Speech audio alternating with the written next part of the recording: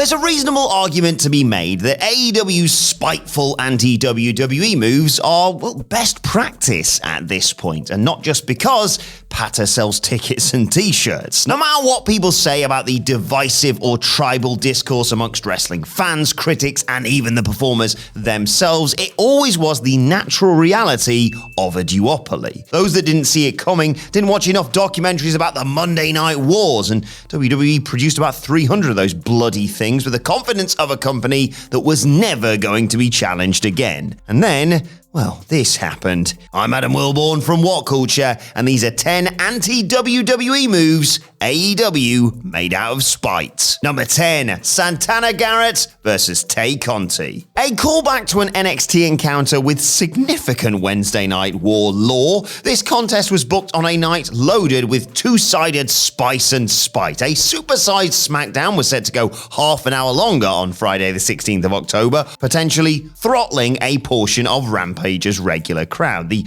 Blue Brand loaded up the show in anticipation, resulting in AEW unleashing a free YouTube show that included Bryan Danielson versus Minoru Suzuki and Santana Garrett versus Tay Conti. While one was the very definition of a perfect random pairing, the women's match was the total opposite. More than just being an attempt at bettering an old NXT clash, Garrett Conti was the first thing that ever defeated WWE in a viewership quarter hour in the earliest days of the two sides going head to head. On an evening defined by the ongoing niggle, this was the deftest dig. Number 9, Max Caster's rap.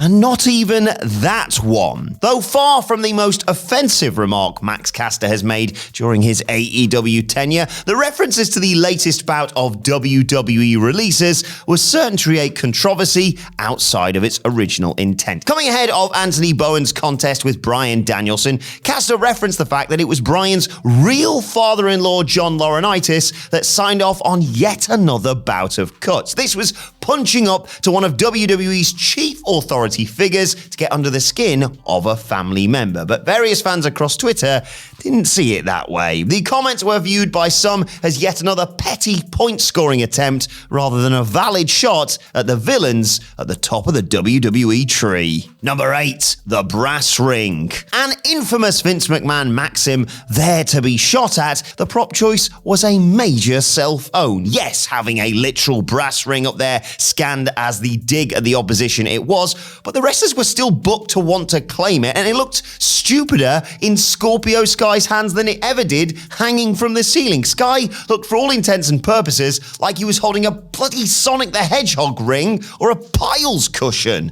Not the key to career ascension. And that was the other problem. It didn't elevate Sky in the aftermath, thus resembling one of McMahon's false dawns more than a concerted AEW push. Number 7, stupid idea from bad creative. Chris Jericho cut one of the all-time great AEW promos on only the second ever edition of Dynamite. His speech was some typical of the era brilliance from Le Champion, but it had more to do than just pop the regulars. Over the course of a long and grandiose missive, Jericho gave a name to the heel group he'd revealed 1 week prior, explained how they'd come together, and laid out a mission statement that would furnish AEW with multiple matches and splinter stories for months to come. It was genuinely inspired stuff, and even included a couple of offhand poppers that propelled it to vital infamy when the Wednesday Night War was in its infancy. Shouting down "We the People" chants for the former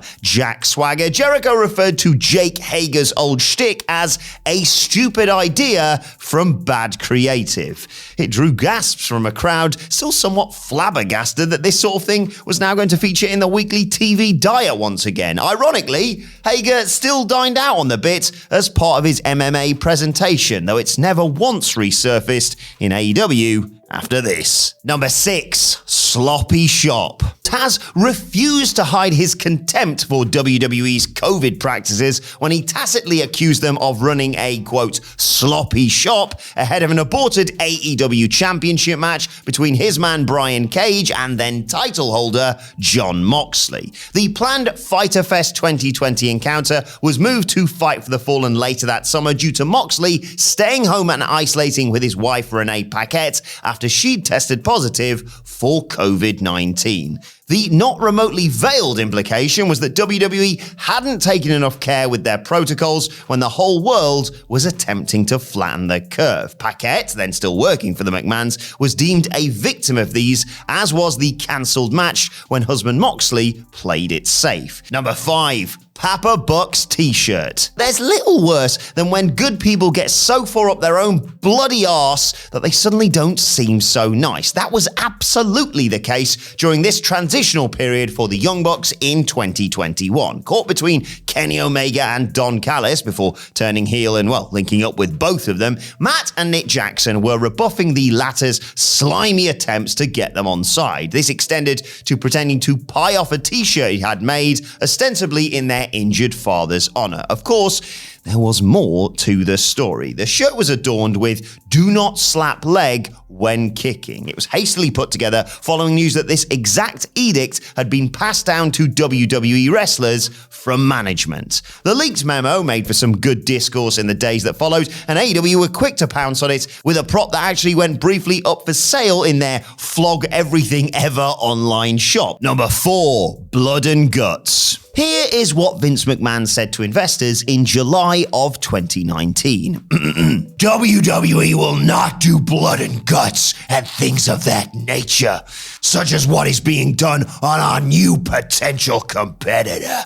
I can't speak for TNT, but I can't imagine they'd put up with that. Goodness, how does he ever have a voice? TNT were more than happy to put up with that in 2021, though, presenting the first iteration of the match on TV as what many thought would be the payoff to the feud between the Pinnacle and the Inner Circle. Yeah, how wrong we were about that one. Oddly, this wasn't even as shocking as it once might have been, though. AEW were a little too liberal with the claret either side of the contest, normalising what would have otherwise been a break from the norm. There have been far more dangerous moments in other matches for McMahon to feign concern over than what took place in the double cage. TNT, they of a network utterly thrilled about Dynamite's ratings, still haven't protested. Number 3. Khan versus Khan. Extending outwards from the authority figure he'd played on Impact Wrestling, Tony Khan brought his big-talking bollocks to his own organization in a strange and out-of-nowhere promo at the expense of Vince McMahon's newest right-hand man. The May speech came after Khan read in the Wrestling Observer that the WWE representative had been speaking to New Japan Pro Wrestling about a possible working relationship. Khan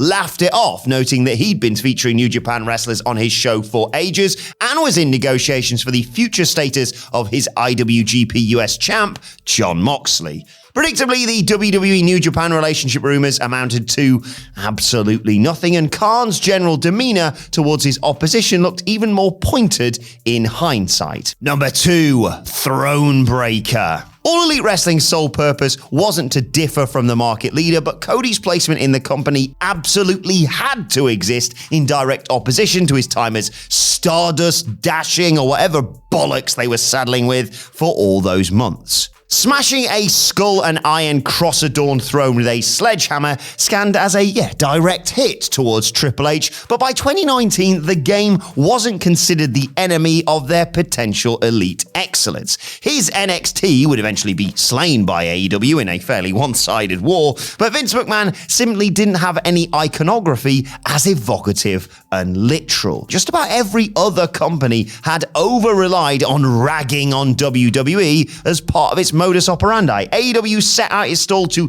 change the universe, and this, they didn't feel all that different. Number 1. The Undisputed Era. A November 10th, 2021 segment that teased so many cool things without promising a single one. Adam Cole's reuniting with former Undisputed Era stablemate Bobby Fish proffered the prospect of Red Dragon versus the Young Bucks, a Super Click Undisputed Era combo stable, and a Cole Fish team or match all within the next several months. This was all really cool. Unfortunately, they just couldn't land the killer line. In summarizing the state of play, Cole noted, "In AEW, there's no dispute. It's the era of the elite. It got all the words in and the order of them made sense, but it was the most scripted anything on the show all night felt, because of how obviously scripted it was. There no doubt will be loads of reference to NXT as more former wrestlers from the brand make the jump, but the new coolest destination for all pro wrestling should really think carefully about how it gained its reputation rather than luxuriating in the spoils. And that's our list. Did we miss any out? Let us know your thoughts in the comments section below. And don't forget to like, share, and subscribe. And subscribe to What Culture Wrestling, wherever you get your podcasts from, for daily wrestling podcasts. And if you're a fan of AEW, you can buy Michael Sidgwick's brilliant book, Becoming All Elite, at whatculture.bigcartel.com. You can let me know your thoughts on Twitter at WhatCultureWWE, where you can also find me at Adam Wilborn. Thanks for watching. I've been Adam from What Culture, and I'll see you soon.